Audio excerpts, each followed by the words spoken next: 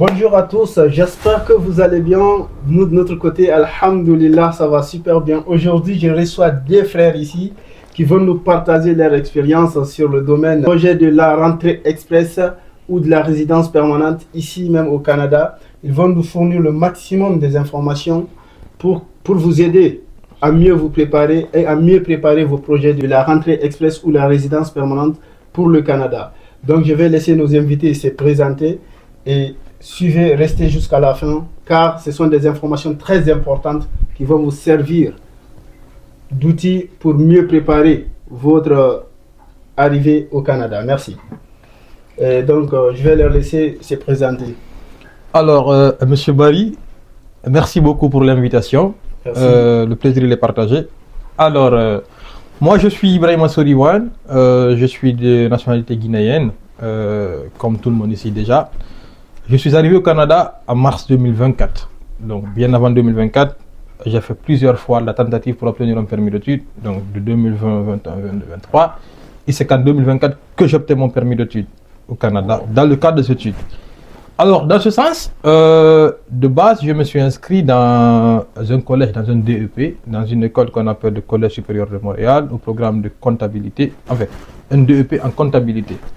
Donc, en parlant d'abord de mon background, moi, je suis titulaire d'une licence en management en Guinée de 2017 à 2020. Et quand je l'obtenais, automatiquement, je me suis inscrit dans un DEP. Et cela, c'est par le conseil des amis qui sont déjà au Canada.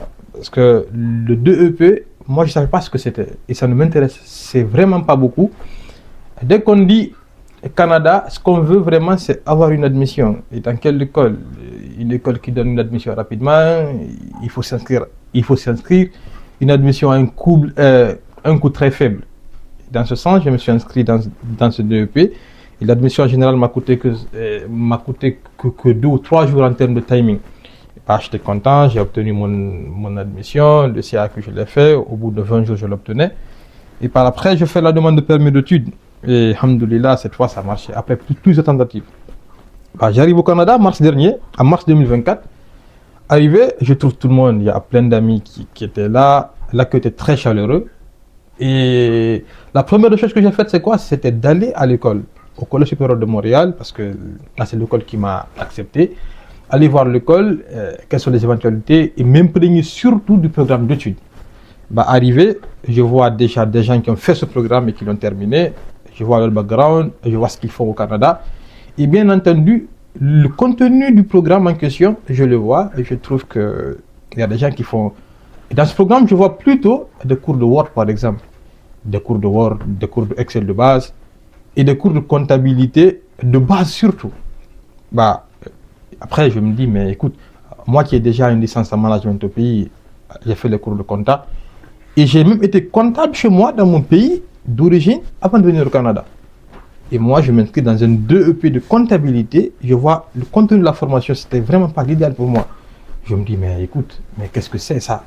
Moi, je ne peux pas parcourir plus de 6000 km de Conakry à Montréal, environ 24 heures de vol, arrivé au Canada. Et le but, c'est de m'inscrire dans un DEP en comptabilité et dans un collège. Je me dis, mais écoute, je ne pense pas vraiment que ce soit ça l'idéal et c'est ce que j'ai toujours voulu faire.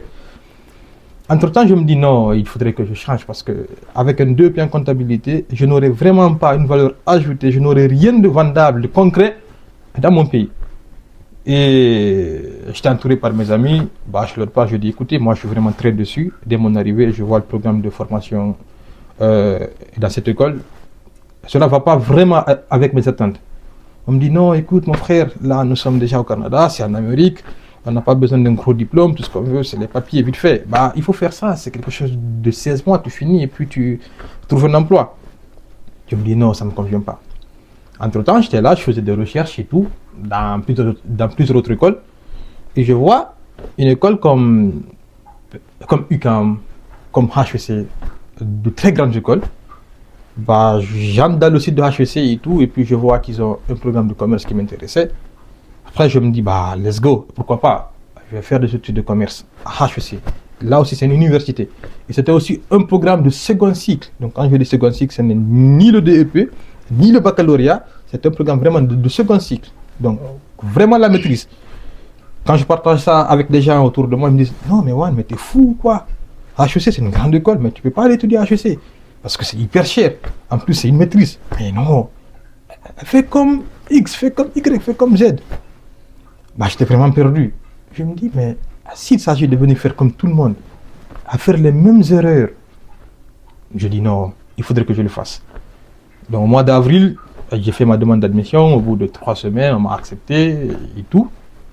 Après, c'était comme un défi pour moi. Il faudrait aller à l'université. Donc ne pas faire la même routine que tous les Guinéens faisaient. Venir dans un DEP, vite fait. Et puis après, je me dis non, il faut que je le fasse. Bah, je me suis inscrit à HEC. À présent, je suis aux études. Je suis déjà à ma dernière session. Je finis dans les mois qui suivent.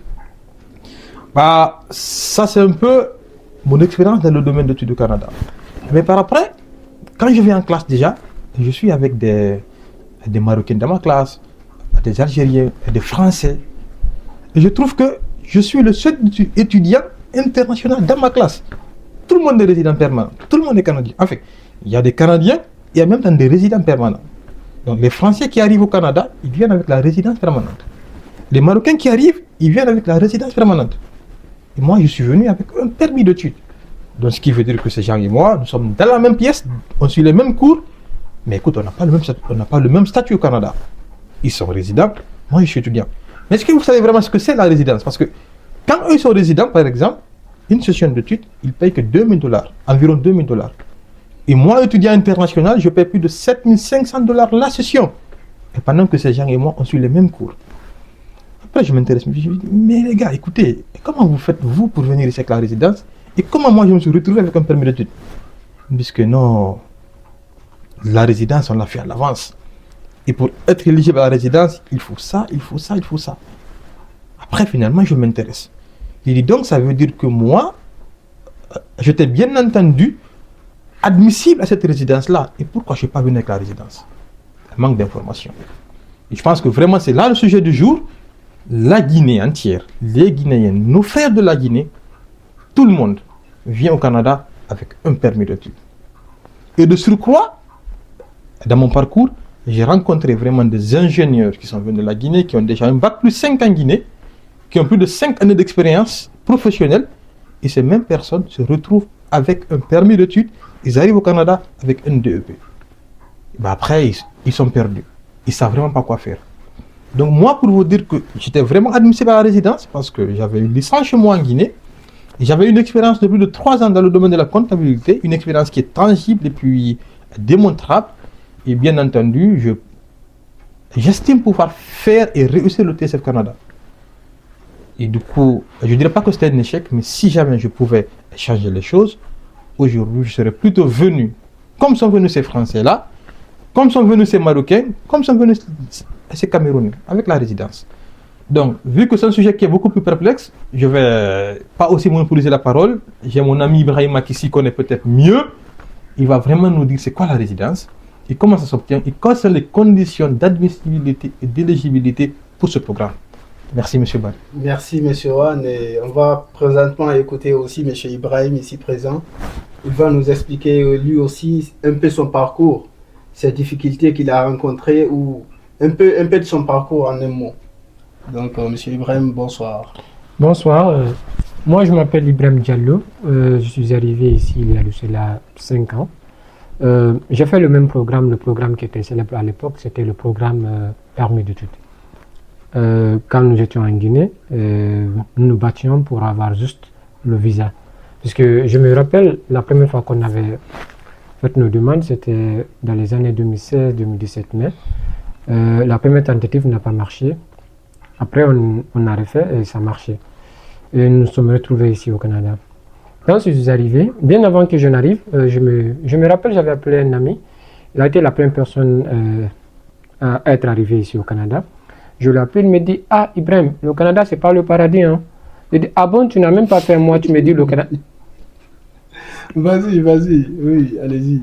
Ok, et il me dit, vraiment, le Canada c'est pas le paradis. Je lui dis, ah, ça fait même pas un mois que tu es venu, tu me dis que le Canada c'est pas le paradis. Et du coup, il me dit, viens, tu verras. Ok, quand je suis arrivé, j'ai commencé à m'intégrer un peu. J'ai commencé à m'inscrire dans dans mon domaine, puisque mon domaine c'était la finance. Comme mon ami Juan l'a dit, quand moi je me suis inscrit aussi au programme Computer Science, c'est-à-dire au second cycle, à l'université UQAM, je me rappelle une fois j'étais dans la salle, on devait se présenter. Tout le monde se présentait et tout le monde disait je suis résident, je suis citoyen. Et moi, je me rappelle être la seule personne qui avait dit j'étais étudiant. Et après quand je suis sorti, je me suis croisé avec un Camerounais. Il m'a demandé combien tu payes tes frais de scolarité. J'ai dit moi je paye la session à 11 000 $. Et je lui ai dit et toi tu payes combien? Il me dit je paye juste 1 000 $. J'ai dit waouh. J'ai dit comment ça c'est possible? Comment toi tu peux payer 11 000? On suit les mêmes cours, parfois même moi je peux avoir des meilleures notes que toi, mais toi tu payes moins que ça, c'est-à-dire 1/10 de ce que je paye. Il me dit je suis venu avec la résidence permanente, puisque eux depuis longtemps ne faisaient que la résidence permanente. Après comme moi aussi, je travaille sur le domaine de l'immigration depuis, et j'avais aussi des amis avec lesquels je travaillais, et des amis qui venaient du Maroc, de la Tunisie, du Cameroun, partout. Du coup, quand on s'est croisés, on a échangé. C'est dans ça, j'ai eu l'optique de comprendre un peu la résidence permanente et j'ai fait mes investigations. Quand j'ai fait mes investigations, j'ai commencé à savoir que même moi, je pouvais venir avec cette résidence permanente. Je pouvais venir avec la résidence permanente ici au Canada. Pas juste moi seul, mais beaucoup de gens aussi, beaucoup de Guinéens pouvaient venir avec la résidence permanente ici au Canada. Entre-temps, ce que je fais, j'ai commencé à travailler avec les Camerounais, les Marocains, les Ivoiriens ici, pour avoir plus d'expérience sur la procédure et savoir comment eux, ils le font. C'est-à-dire la partie technique, comment ça se passait. On a travaillé sur des dossiers camerounais, on a travaillé sur les dossiers marocains, on a travaillé aussi sur des dossiers sénégalais. Et en plus, on a eu pas mal d'expérience et on a décidé enfin de revenir en Guinée, enfin de vulgariser cette résidence permanente. Voilà. Ok, merci beaucoup. En tout cas, vous avez écouté les introductions et les présentations. Donc, ils ont vraiment un parcours très spécial. Ils vont nous partager leurs expériences sur le domaine de l'immigration afin de vous fournir le maximum d'informations possibles. Okay. Alors, monsieur, vous avez écouté. On va poser la question de savoir, beaucoup de règles ont changé récemment sur le domaine de l'immigration. Quelles sont aujourd'hui les nouvelles règles pour venir au Canada? Ok, avant tout, d'abord, il faut contextualiser c'est quoi l'immigration. L'immigration canadienne se subdivise en deux parties. La première partie, il faut savoir, il y a ce qu'on appelle l'immigration temporaire, il y a aussi l'immigration permanente. Maintenant, quand on parle de l'immigration temporaire, on parle des permis d'études, des permis de travail et des visas visiteurs. Sur ce, quand vous prenez par exemple, à partir de 2024, je pense que c'est pas juste un changement, mais c'est une question d'adaptation. Il y a eu un besoin, le besoin a changé. À l'époque, après les années 2020, l'immigration s'est heurtée beaucoup sur les résidents temporaires. Ils recrutaient beaucoup de travailleurs temporaires parce que il y a eu le ravage qui a causé le Covid-19 et du coup ils ont perdu beaucoup de personnel. Du coup il fallait essayer de compenser cette perte. Pour compenser cette perte, ils ont ouvert les portes. Beaucoup, surtout sur puisque la voie la plus facile et la plus rapide c'était la résidence temporaire à l'époque. Du coup il fallait laisser la porte aux résidents temporaires. Après 4 ans, il y a eu beaucoup d'abus sur le programme. Le programme, il y a eu beaucoup d'abus. Ils ont voulu maintenant serrer le programme. Afin de respecter leurs besoins actuels. Puisque le besoin de l'année 2020 n'était pas le même besoin ici en 2024. Maintenant, ils ont essayé d'apporter des petits changements. Ils ont commencé d'abord par limiter le quota des permis d'études. Parlant de la résidence temporaire, comme je le disais tantôt, il y a eu un abus au niveau du programme d'études. À savoir, le programme d'études avait déjà 2 volets, le volet normal et le volet direct. Et 99% des étudiants venaient avec le volet normal. Le volet normal, c'est faire par exemple une demande d'admission, un CAQ, faire la demande de permis d'études. C'est ça le volet normal. Le volet direct, c'est un volet où déjà vous devez payer les frais de scolarité ici au Canada. Vous devez ouvrir ici un compte bancaire et faire un dépôt minimum de 10 000 jusqu'à 20 000 $. Du coup, en 2024, ce que l'immigration a fait, ils ont fermé ce volet. Ils ont resté juste le volet normal, ils ont laissé le volet normal ouvert. Et après, ils ont révisé le quota, ils ont baissé le quota. Du coup, ils sont beaucoup plus penchés maintenant sur la résidence permanente. Et aussi, ils ont essayé d'adapter leurs besoins en immigration en fonction de leur situation, de leur statut en fait. Quand je parle du statut, je parle... Le Canada, c'est un pays bilingue. Merci beaucoup à M. Ewan et à M. Ibrahim Diallo ici présent. Vous avez parlé d'un sujet qui a attiré mon attention. Vous avez parlé de la résidence permanente. Est-ce que vous pouvez nous expliquer un peu c'est quoi la résidence permanente, quelles sont les procédures à suivre pour vraiment venir ici avec la résidence? Bien entendu, la résidence permanente, comme tu viens de le dire, c'est un programme qui nous permet de nous établir au Canada de façon permanente. C'est un peu comme l'équivalent de la green card aux États-Unis. Est-ce que tu sais déjà ce que c'est? Alors, mais quand on parle de résidence, qui est éligible à la résidence et qui est admissible à la résidence? Donc, pour l'être, il y a 3 conditions essentielles. Donc, premièrement, il faut avoir au minimum un diplôme de licence. Quand je dis la licence, c'est l'équivalent du baccalauréat au Canada. Et deuxièmement, il faut avoir au minimum 2 années d'expérience professionnelle, ici au Canada ou bien à l'extérieur du Canada. Et troisièmement, il faut parler français. Alors, et quand on dit parler français, la seule façon de prouver à l'agent d'immigration que tu parles français, il faudrait que tu fasses et que tu réussisses un test qu'on appelle le TCF du Canada. Ce test déjà en Guinée, on le fait au Centre culturel franco-guinéen pour les gens qui ne savent pas. C'est un peu ça, les conditions. Quand tu réponds à ces 3 conditions-là, tu es éligible à la résidence permanente. Madame, t'ajoutes ou... Non, c'est bon, c'est bon. Il a défini. Ok, il n'y a pas de problème. Et est-ce que vous pouvez nous expliquer un peu les démarches à suivre pour vraiment, pour quelqu'un qui veut s'engager à la résidence? Parce que c'est un sujet vraiment ignoré chez nous. Nous, on nous a parlé toujours de l'immigration temporaire, que ce soit les permis d'études, les permis de travail et tout, mais c'est maintenant que le mot résident, rentrée express et résidence permanente apparaissent chez nous. Donc, est-ce que vous pouvez nous expliquer pour mieux faire comprendre à ceux qui nous regardent quelles sont les démarches à suivre, quel est le profil qu'on cherche et quelles sont les démarches à entamer vraiment pour passer à l'action, à la résidence permanente? Vraiment. En fait, la résidence permanente, elle ne vient pas d'aujourd'hui. Sachez que ce programme, comme je le disais tantôt, c'est une destination, c'est un statut. C'est le statut le plus ultime qu'on peut obtenir ici au Canada. Maintenant, la procédure pour l'immigration, pour la résidence permanente, c'est un programme qui a été créé depuis 2015. Ils ont créé un système pour gérer la résidence permanente qu'on appelle Entrée Express. L'entrée express a plusieurs volets. Aujourd'hui, on va plutôt parler du volet francophone. Nous sommes en Guinée et nous sommes des francophones.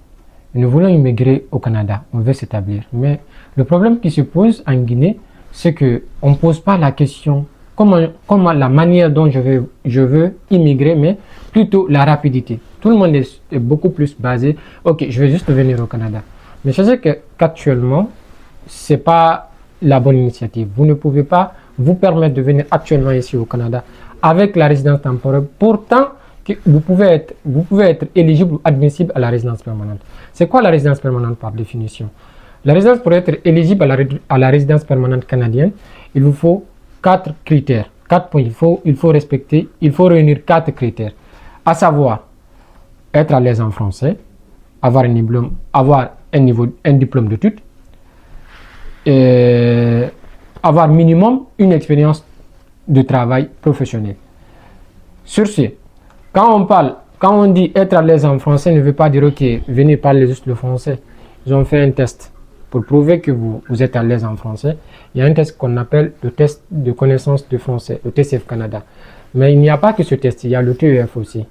Mais la différence entre le TCF et le TEF, c'est une question c'est au niveau de la préparation. C'est beaucoup plus facile de vous préparer, de se former pour le TCF que de se former pour le TF, puisque le TF, il n'y a pas beaucoup de ressources pour la formation. Tandis que pour le TCF, le test de connaissance du français, qu'on appelle autrement test de préparation du français, il y a beaucoup de ressources, que ce soit en ligne ou partout. Vous pouvez vous former, vous pouvez vous préparer et vous pouvez avoir un très bon score si vous prenez votre temps pour vous former. Ensuite, essayez de faire reconnaître vos acquis. Vous êtes en Guinée, vous avez un diplôme. Moi, je vais être précis. Ce n'est pas n'importe quel diplôme qui pourrait être éligible à la résidence permanente, puisque c'est un système de pointage.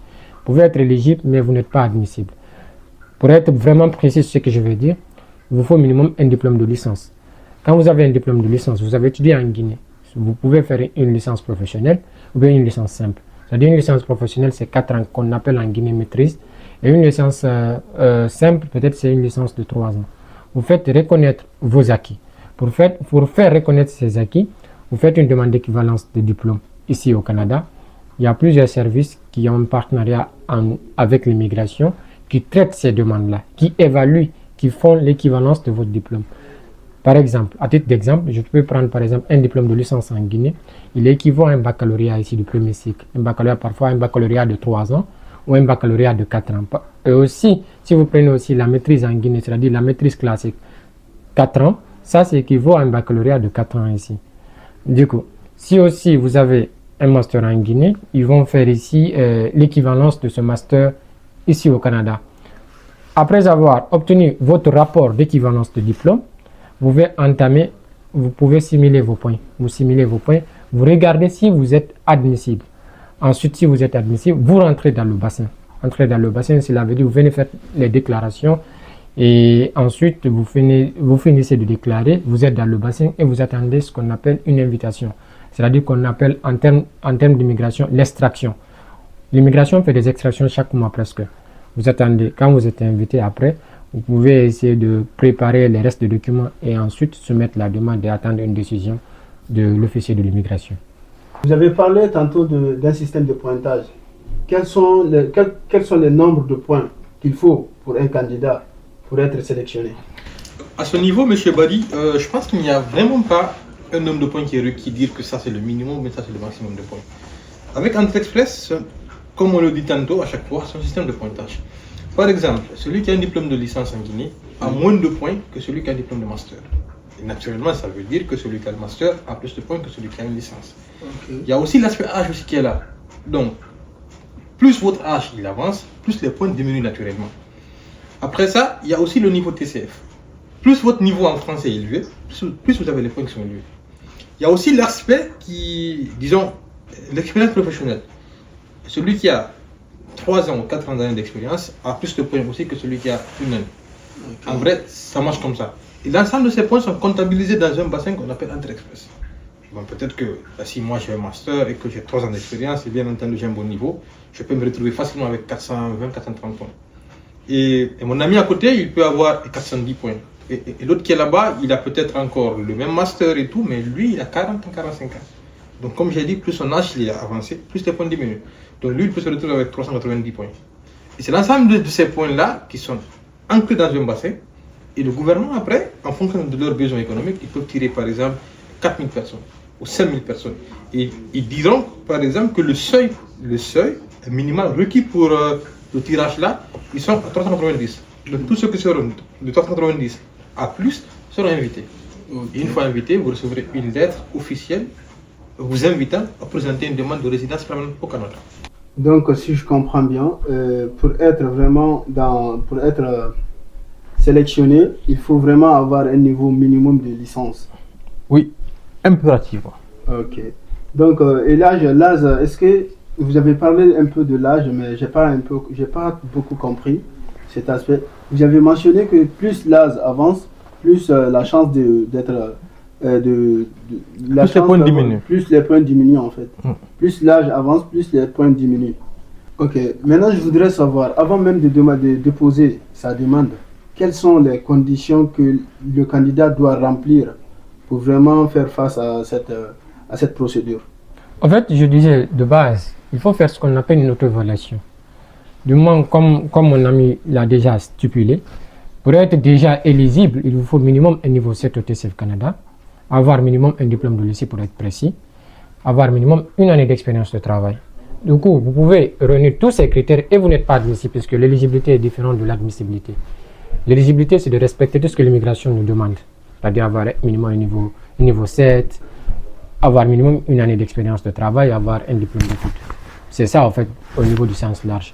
Mais il y a ce qu'on appelle aussi l'admissibilité, puisque si vous voulez entrer dans le bassin, comprenez le bassin comme la loterie. La loterie, on tire plusieurs boules. C'est-à-dire il y a plusieurs boules dans la loterie, on fait des extractions de boules. C'est comme ça un peu le bassin aussi. C'est-à-dire il y a beaucoup de gens qui viennent avec des profils. Par exemple, mon ami, lui, il peut venir avec un profil de master. Toi, tu peux venir avec un profil de licence. Moi, je peux venir avec un profil de doctorat. Nous sommes dans le bassin, mais nous n'avons pas les mêmes points, puisque nous n'avons pas le même profil.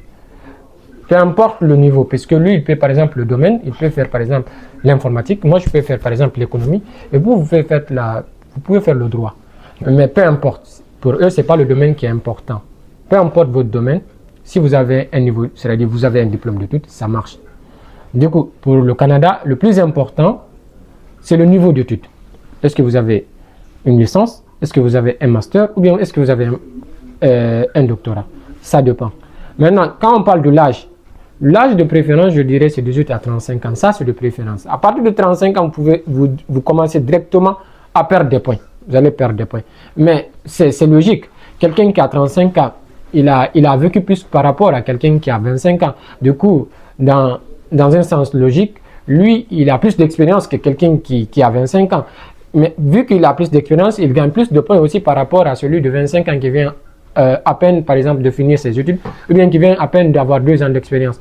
En quelque sorte, c'est un système de compensation. Comprenez comme ça, c'est un système de compensation. Où vous, par exemple, vous perdez des points, essayez de vous rattraper dans un autre domaine. C'est comme ça marche.